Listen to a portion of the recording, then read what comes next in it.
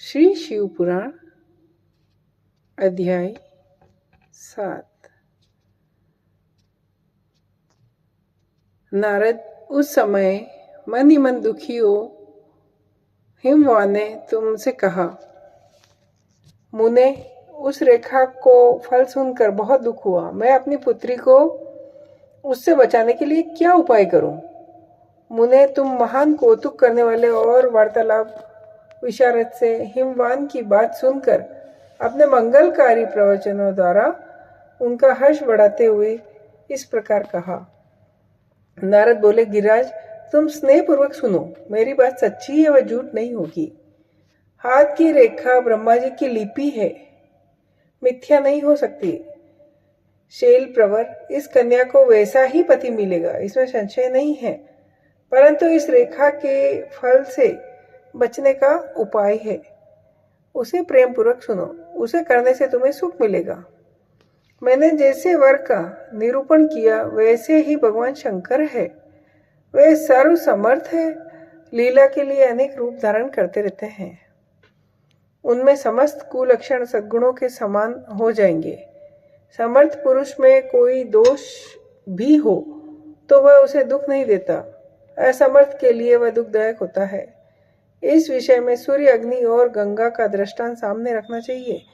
इसलिए तुम विवेक पूर्वक अपनी कन्या शिवा को भगवान शिव के हाथ में सौंप दो।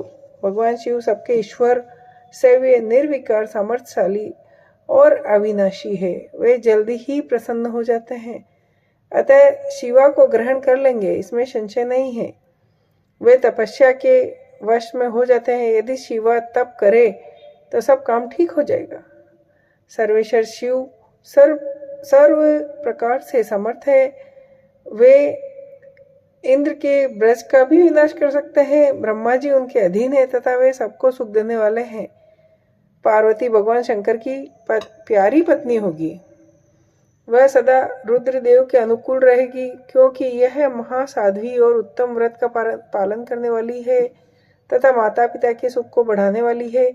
यह तपस्या करके भगवान शिव के मन को अपने वश में कर लेगी और वे भगवान भी इसके सिवा किसी दूसरी स्त्री से विवाह नहीं करेंगे। इन दोनों का प्रेम एक दूसरे के अनुरूप है। वैसा उच्च कोटि का प्रेम न तो किसी का हुआ है न आगे होगा। गिरिश्रेष्ठ, इन्हें देवताओं के कार्य करने हैं।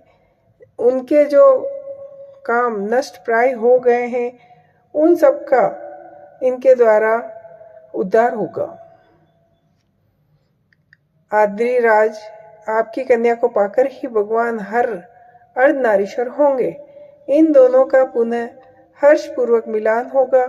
आपकी यह पुत्री अपनी तपस्या के प्रभाव से सर्वेश्वर महेश्वर को संतुष्ट करके उनके शरीर के आधे भाग को अपने अधिकार में कर लेगी, उनका अर्धांग बन जाएगी। गिरिश्रेष्ठ, तुम्हें अपनी यह कन्या भगवान शंकर के सिवा किसी दूसरे को नहीं देनी चाहिए। यह देवताओं का गुप्त रहस्य, इसे कभी प्रकाशित नहीं करना। श्री शिव पुराण अध्याय 7।